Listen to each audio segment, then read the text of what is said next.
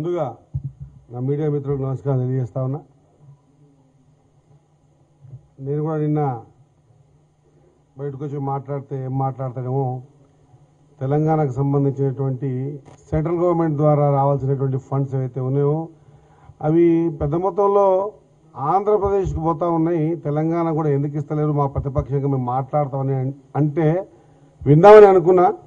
ఇక మళ్ళీ అదే పాత పురాణం కొత్త సీసాలో పాత సార్ అన్నట్టు మాట్లాడడం పద్ధతి చూసి కొద్దిగా అవక్కైనా తో పాటు ఇదంతా కామనే. కానీ నేను నా మీడియా మిత్రులకు ఎందుకు హృదయపూర్వకంగా ధన్యవాదాలు తెలియజేస్తా ఉన్నానంటే, మీడియా మిత్రులు, మీడియా అంటే ఏంది, మీడియా మిత్రులు అంటే ఏంది, ప్రెస్ అంటే ఏంది, విలేకరులు అంటే ఏంది, నేను కొంత సంతోషపడ్డా.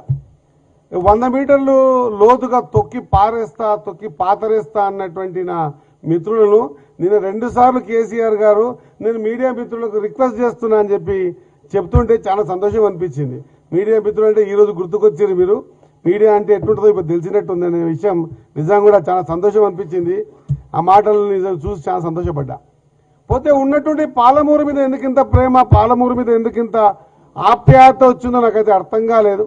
మరి చాలా ఇన్ఫర్మేషన్ చెప్పారు సహచార మంత్రులు ఇద్దరు కూడా. ఆ మాటలు జోలికి పోకుండా కమ్సే కమ్ మినిమం ఒక ఆలోచన విధానం లేకుండా, ఏ పాలమూరు అయితే ఉద్యమ సమయంలో మీరు లేకపోతే కొంత ఇబ్బంది అవుతుందేమని మీరు ఆ పాలమూరులో మీ ఊరు లేకున్నా మీ పేరు లేకున్నా ఖచ్చితంగా మీరు వచ్చి ప్రచారంగా వచ్చి అడగకపోయినా ఉద్యమంలో బతకాలని చెప్పేసి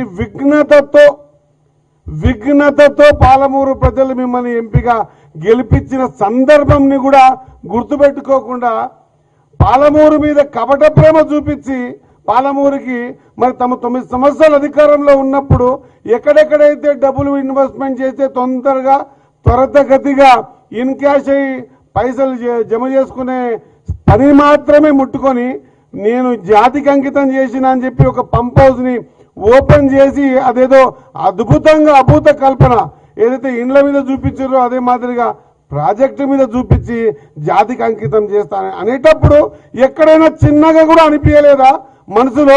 అరే మీరు కాలువలే దోవలేదు, దానికి సంబంధించిన ల్యాండ్ ఎక్వేషన్ ఇవ్వలేదు, అన్ని క్లియరెన్స్లే రాలేదు, నేను ఎట్టా చెప్తే మంది ఏమైనా అనుకుంటారా, ప్రజలు ఏమైనా అనుకుంటారా అనేటువంటి సొయ్యి కూడా లేకుండా జాతికి అంకితం చేసిన పాలమూరు రంగారెడ్డి ఎత్తిపోతల పథకాన్ని అని చెప్పేటప్పుడు మనసుకు పాలమూరు జిల్లా ప్రజలు గుర్తుకు రాలేదా అని చెప్పేసి మాజీ ముఖ్యమంత్రి వర్యులు పెద్దలు కేసీఆర్ గారిని అడుగుతా ఉన్నా.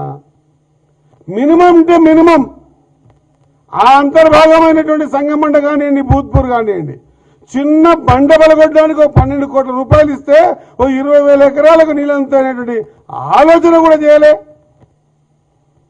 పాలమూరు రంగానికి సంబంధించినటువంటి డ్యాములు అసంపూర్తిగా పెట్టి డబ్బు ఇవ్వకుండా ఈక్వేషన్ తీసుకోండి. ఉత్తర తెలంగాణకి ఎంతవరకు చేశారో ఒకసారి ఆలోచన చేయండి. దక్షిణ తెలంగాణలో మీరు కడుతున్న దానికైతే విరివిగా డబ్బులు ఒకటి ఇవ్వడం ఒకటే కాకుండా త్వరితగతిగా పూర్తి చేయాలి, 3 ఏళ్ళ 4 ఏళ్ళ పూర్తి చేయాలని కాళేశ్వరం మీద పడ్డ తపన ఎందుకు పాలమూరు రంగారెడ్డి మీద లేకపోయా? వాళ్ళు లేనందుకే కదా మొన్న ఎలక్షన్స్లలో కర్రుకాల్చి వాత పెట్టినట్టు 12 మంది ఎమ్మెల్యేలు గెలిపించింది పాలమూరు ప్రజలు. అయినా కూడా మళ్ళీ కొత్తగా బయటకు వస్తే తోలు తీస్తాం మా పొన్నమని అన్నట్టు మరి తోలు ఆల్రెడీ కవితమ్మ తీస్తుంది. ఆ తోలుకు ముందు ప్యాచ్లు వేసుకోండి. ఇంకా రాబోయే రోజుల్లో పూర్తి ఎపిసోడ్ 1 ఎపిసోడ్ 2 అన్నట్టు ఆ టీవీ సీరియల్ లాగా ప్రతి ఊర్లో పోయి చేస్తున్నటువంటి ఆమె ప్రచారాన్ని ముందు ఆపుకోండి. అది పక్కకు పెట్టి ఏదో రాగానేమో చేస్తాం. పార్లమెంట్ ఎలక్షన్ సేమ్ డైలాగ్, నేను బయటకు వస్తే మొత్తం కింద మీద చేసేస్తాడు. కింద మీద ప్రజలు చేసేసారు. ఆ తోలు తీసేటువంటి పని ప్రజలది. పని చేయకపోతే తోలు ఎట్లా తీస్తారో వాళ్ళు తీసిర్రు. పార్లమెంట్లో చాలా కాన్స్టిట్యూన్సీల్లో డిపాజిట్ రాలే, ఒక డిజిట్ కూడా రాలే. బై ఎలక్షన్లో తోలు తీసిండ్రు. కంటోన్మెంట్లో జూబ్లీలో వచ్చి కేటీఆర్ గారు అయితే ఇది రెఫరెండం కాంగ్రెస్ పార్టీకి అన్నాడు. మళ్ళీ ప్రజలు తోలు తీసి కాంగ్రెస్ పార్టీకి ఫేవర్గా ఓటింగ్ ప్యాటర్న్ తీసుకొచ్చారు. సర్పంచ్ ఎలక్షన్స్ అన్నారు, దాంట్లో కూడా మీరు తోలు తీసిర్రు. ఇంత తోలు తీస్తుంటే కూడా మళ్ళీ తోలు తీస్తానడం అనేది విడ్డూరంగా నేనైతే అనుకుంటా ఉన్నా. దయచేసి దీని మీద డిబేట్ పెట్టండి. మన దేవాలయం అసెంబ్లీ సాక్షిగా ఎన్నో మార్లు అన్నాం, ఎన్నో మార్లు మా పెద్దలు కూడా ఇంతకుముందు కూడా చెప్పారు. వచ్చి డిస్కస్ చేయండి, మనం ఒక పట్టిక ఏర్పాటు చేసుకుందాం. మీ 9 ఏళ్ల పరిపాలనలో పాలమూరు మీద మీరు పెట్టినటువంటి చూపించిన ప్రేమ స్టాటిస్టికల్ గా ఎన్ని డబ్బులు ఇచ్చిర్రు, మరి ఎందుకు ఇంత లేట్ చేసిర్రు, 9 ఏళ్లైనా ఎందుకు కంప్లీట్ చేయలేదు. ఈ రోజు మా ప్రభుత్వం వచ్చిన తర్వాత, ప్రజాప్రభుత్వం వచ్చిన తర్వాత మొన్న ల్యాండ్ ఎక్విజిషన్ డబ్బులు ఇస్తా ఉన్నాం.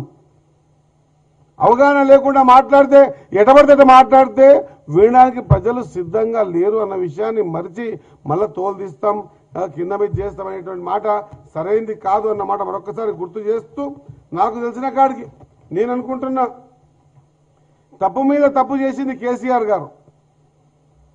ఇంతకు జూపల్లి కృష్ణరావు గారు చెప్పినట్టు అసలు క్లియరెన్స్ తీసుకోకుండా, డబ్బే పెట్టకుండా, మీకు ల్యాండ్ ఎక్విజిషన్ డబ్బులు ఇవ్వకుండా అయిపోయిన జాతికి అంకితం చేస్తున్నా అనే మాట శుద్ధ అబద్ధం, తప్పు కూడా. అది ప్రజలు ఒకసారి పోతారండి, 2 సార్లు మాటికి మోసపోవడానికి ప్రజలు కూడా సిద్ధంగా లేరు అన్నమాట మరొకసారి గుర్తు చేస్తూ, మీకు సంబంధించిన మీ కుటుంబ వ్యవహారాలలో మీకు బిడ్డ తోలు తీస్తుంది, ఎక్కడ మొత్తం గబ్బులు వేస్తుందని చెప్పి బయటకు వచ్చి ఇప్పుడు మళ్ళీ తోలు తీస్తామన్న మాట సరైనది కాదు అన్నమాట మరొకసారి గుర్తు చేస్తూ, మాకు తెలిసినంత వరకు ఈ రోజు వరకు కూడా మా ప్రాంతంలో, పాలమూరు ప్రాంతంలో ఉన్నటువంటి ముంపు గ్రామాలు కానీ, దానికి సంబంధించిన కాలువల విషయంలో కానీ ఇప్పటిదాకా మీరు డబ్బు ఇవ్వకుండా 9 సంవత్సరాలు 1,00,000 కోట్లు అప్పు చేసి ఆ అప్పుని కాళేశ్వరం ముంచి ఈ తెలంగాణ ప్రజల మీద ఇంత పెద్ద పెనుభారం పెట్టి ఈ రోజు తెలంగాణ డెవలప్మెంట్ కాకపోవడానికి కారకులు ఎవరో యువత ఆలోచన చేస్తా ఉంది,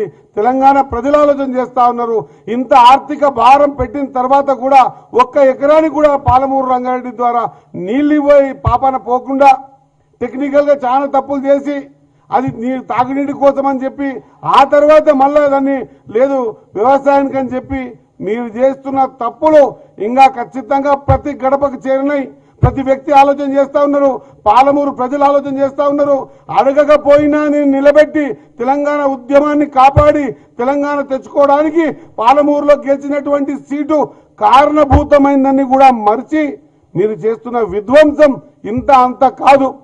ఎవరు కూడా సిద్ధంగా లేరు. మా పొన్నమన్న చెప్పినట్టు మీరు మీ కవితమ్మ తీస్తుంది, ముందు ఆ తోలిని తీసుకునే కార్యక్రమాన్ని ఆపుకోవాల్సిందిగా కోరుకుంటూ, ఇంకా ఇటువంటి మాటలు ఇంకా మాట్లాడుతుంటే అదేదో చమత్కారం చేస్తా అని చెప్పే మాటలు ప్రజలు విశ్వసించే పరిస్థితి లేరు.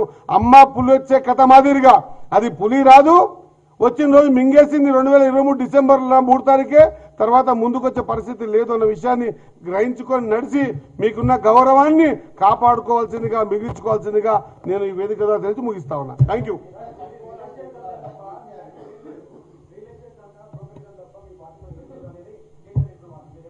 ఇక తెలిసినంత వరకు నాకు తెలిసి పెద్ద ఎత్తున రెవెన్యూ, ఒక నిమిషం, పెద్ద ఎత్తున ధరణి తీసుకొచ్చి ఎవరు రియల్ ఎస్టేట్ వ్యాపారం చేశారో, ధరణి ద్వారా ఎన్ని వేల కోట్లు ఎక్కడెక్కడికి పోయినాయో, ధరణి ద్వారా ఎంతమంది పేదోళ్ళ ఉసురు దాకిందో, ధరణి ద్వారా ఎంత పెద్ద పెద్ద వ్యాపారాలు రాత్రిపూట జరిగాయో, దాంట్లో ఎన్ని వేల కోట్లు ఎన్నికేసుకున్నారో ప్రజలకంతా తెలుసు. కాబట్టి బొందబెట్టిరు. ఇప్పుడు ఆ బొందబెట్టిన దాన్ని మళ్ళొకసారి వాళ్ళు పచ్చకామారులోనికి లోకమంతా పచ్చగా అన్నట్టు ఆయనకు అదే ఆలోచన ఉంటుంది.